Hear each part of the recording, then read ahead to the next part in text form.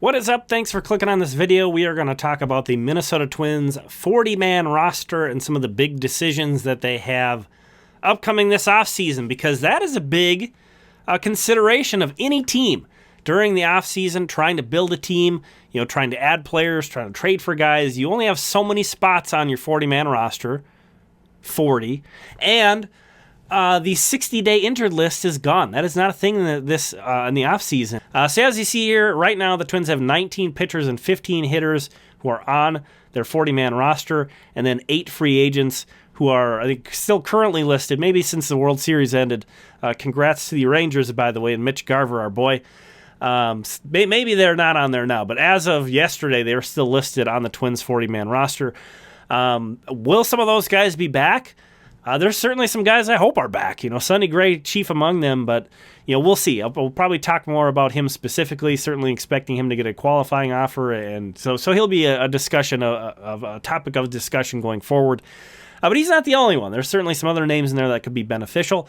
Now, what's with the color coding? All those guys in the yellow are arbitration eligible. So they might get non-tendered or traded. As we saw with Gio Urshela last year. And actually, Kyle Farmer was traded for at the non-tender deadline. So that's kind of a big thing to keep in mind. Speaking of Kyle Farmer, he's kind of the guy who, especially numbers-wise with his projected salary, MLB Trade Rumors projects him at a $6.6 million salary via the arbitration process. That's probably more than the Twins want to pay someone to fill that role. Nick Gordon, even though his number isn't quite as uncomfortable, it's only $1 million, he is out of options, so he cannot go to the minor leagues. If you keep him, he has to stay on the active roster.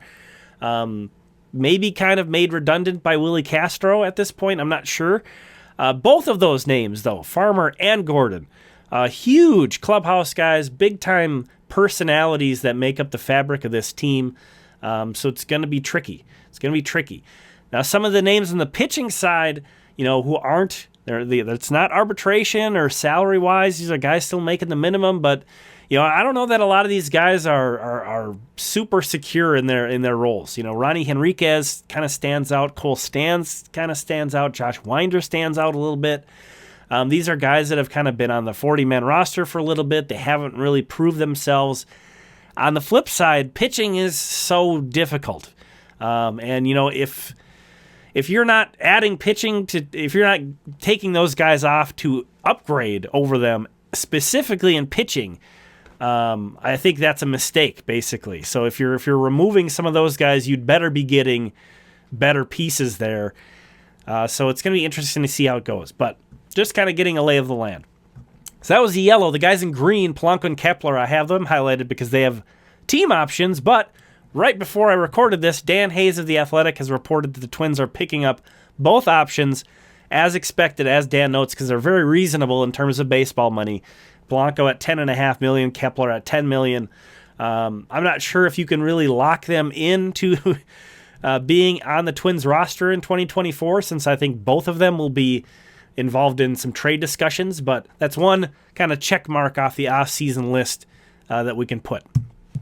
The next decisions upcoming are, one of them is November 14th, is the deadline to protect players from the Rule 5 draft.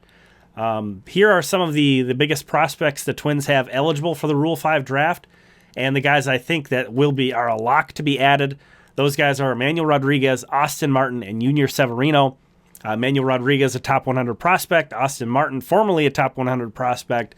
A guy who has a lot of versatility and some skills, I think, that would complement the roster really well. And then Severino, the defending minor league home run king, who got him to mix in at first base, a switch hitter. Another guy who I think complements kind of the current needs of the Twins pretty well. So I think those guys above that line I consider locks to be added, those top 3. So there's 6 open spots. If we consider all those guys we had in that previous group of guys, there would be 6 open spots. We add these 3 guys, there's only 3 spots remaining. So those other names below the line, I love Ricardo Olivares as a prospect, but he's only gotten as high as low A. Don't think he'll get taken.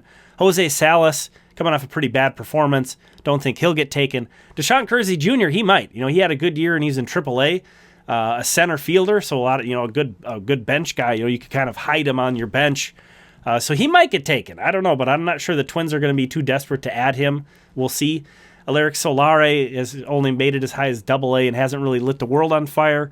And then Anthony Prado, and maybe another guy who could be kind of hidden on a bench.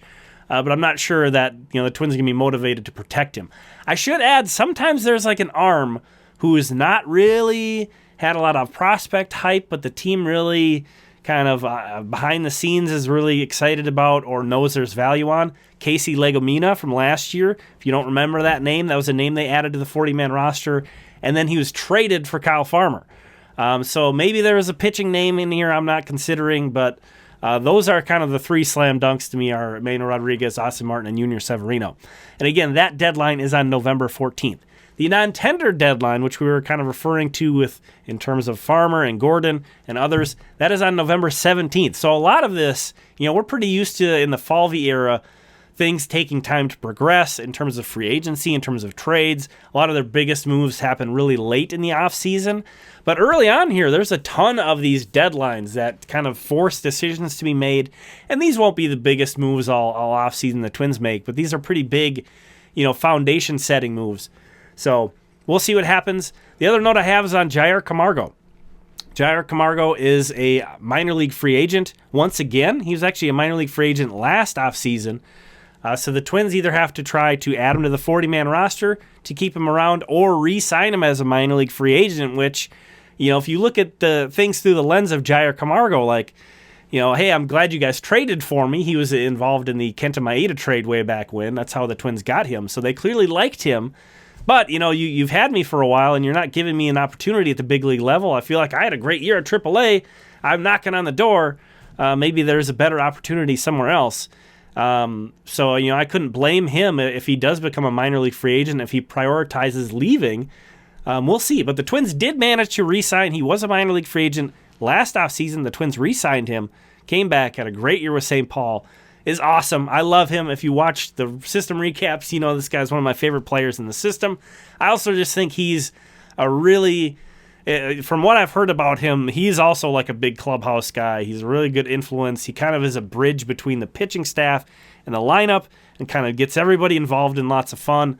So I think he's a guy that they would love to keep. But again, it's getting tight.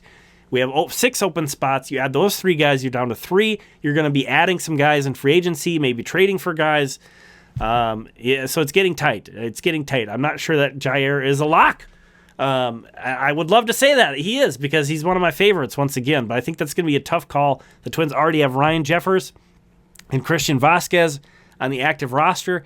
They don't really need to have a third catcher on the 40-man. You do need catching depth. But a lot of those guys are easier to find to play for the Saints and not be on the 40-man and not take up that valuable spot. So we'll see. Jair Camargo, it's going to be tough. I hope they add him. I do, but it's going to make the offseason tricky. And again, they would only I'm supposed to be the prospect guy. Okay, I'm supposed to be the guy who loves the prospects too much. But even I look at it and say, if you're adding Emmanuel Rodriguez, you're adding Austin Martin, you're adding Junior Severino, you're adding Jair Camargo. I think that all those guys should be added, but if you do that, you only have 2 open 40-man roster spots. It's going to be tough. It's just, you have to get serious with this stuff. And again, everybody's kind of got their preferences. Everybody's got their guys that they want to see added and kept, and it's going to get tricky, and the Twins still have guys that they want to either retain who are not counting against that count that I showed, or guys on the free agent market that they would love to pursue, or guys in the trade market they would love to pursue. So it's already getting to be a crunch, which again, as I said on the outset, that's what you want. That's a good thing to have, but it's going to be tricky. And kind of Jair Camargo is the biggest guy sort of on the outside peering in my opinion. Junior Severino might be too. He's another guy. They didn't add him. Junior Severino was eligible for the Rule 5 draft last year. They didn't add him. He didn't get picked, thank goodness, and then had this giant breakout season. I think he will be added this time around, but it just kind of goes to show you. But that's all I have on this one. Thanks for checking it out. Really appreciate it. Let me know what are some of the moves that you would make with the 40-man. Who are some guys you'd take off? Who are some guys you'd put on? would you be leaving room for much additions? I'm not sure how much the Twins are going to spend. Being in the situation they're in without a TV contract, it's added a lot of uncertainty. But we'll see what happens. Thanks for checking this one out. We'll talk again soon.